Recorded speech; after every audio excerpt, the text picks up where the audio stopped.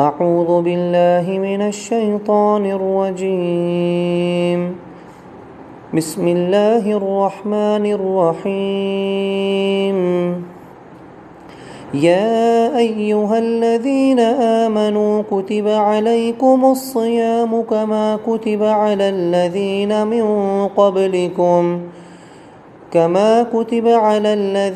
من قبلكم لعلكم تتقون. أياما معدودات. فمن كان منكم مريضا أو على سفر فعدة من أيام أخر.